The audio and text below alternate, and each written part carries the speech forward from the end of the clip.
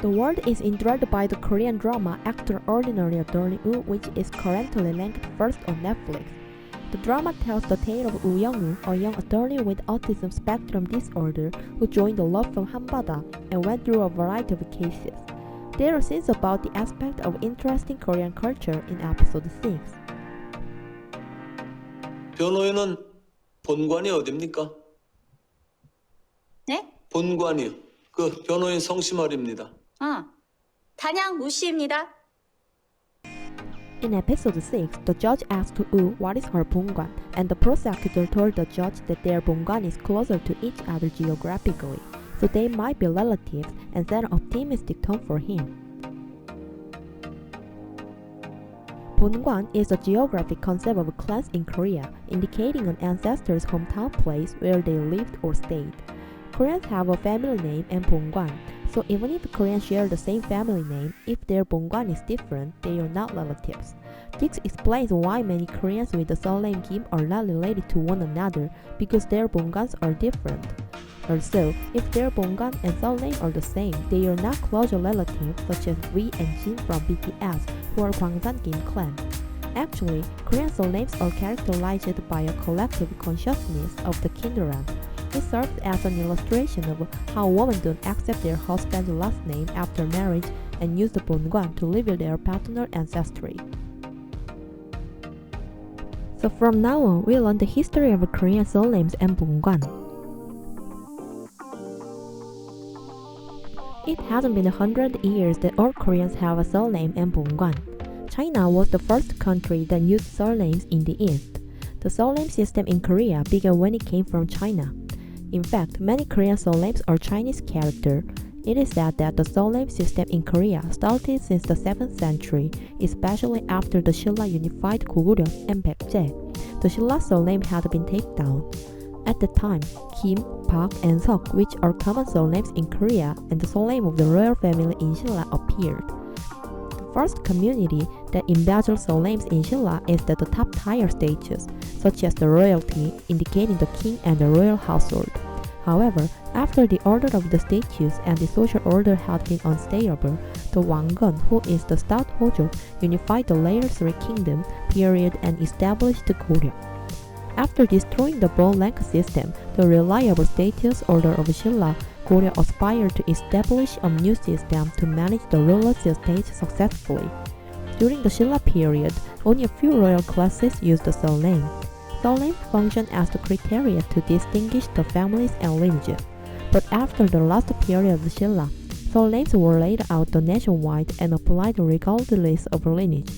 Hojoks used their surname imitating the royal surname Park and Kim, the higher class surname Jung, Choi, and Lee. As a result, a surname can distinguish between different status. With Bon-gwan as their place of origin, Wanggeon created the Hojok surname. Namely, since the 10th century, the concept of the Bon-gwan took shape. It is the striking difference part of the surname of Korean and China. Bon-gwan designated the place where the surname's ancestors or the father lived. The Bon-gwan has tremendous spatial significance since it represents the home of the ancestors, whereas the surname denotes the lineage of fatherhood and exhibit continually in time. In addition, since then the surname has gradually expanded from the ruling class, such as aristocrats and bureaucrats, to the civilian class. Also, because the Bon-gwan system was initiated at this time, there are many cases where it was called Bon-gwan during the Goryeo period, not the Korea.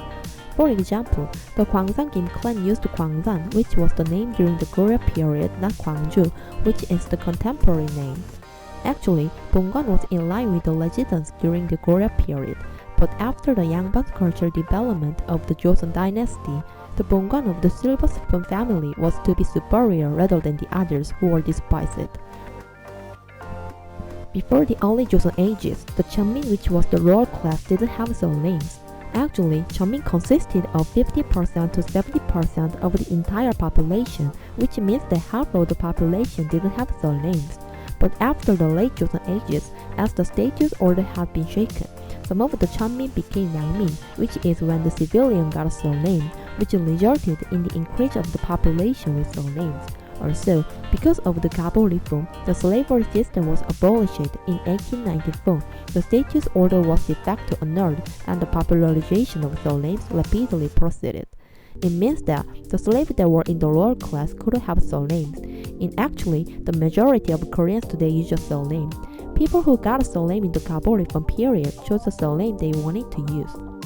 The majority of the slaves adopted their master's last name. The striking part of it, many people picked out famous surnames which are already used in the new surnames.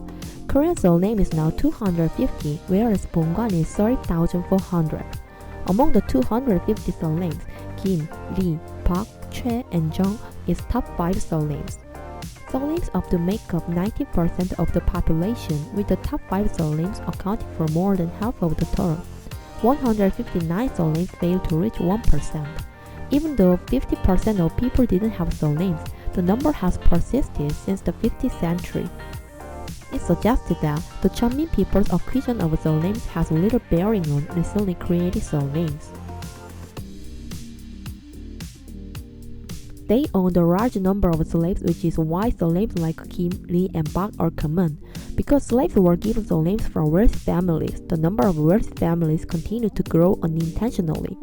Although the Yangban system was formally disbanded, the Yangban concept persisted. Everyone desired to become a Yangban. And after Minjok law was enforced by Japan, all Koreans had surnames. Because of these histories, most Korean names are Kim, Lee, and Park. Also, even if they have the same surname, they are not relatives because of different Bon-gwan. So thank you for watching this video, and please don't forget to click the subscribe and the like button.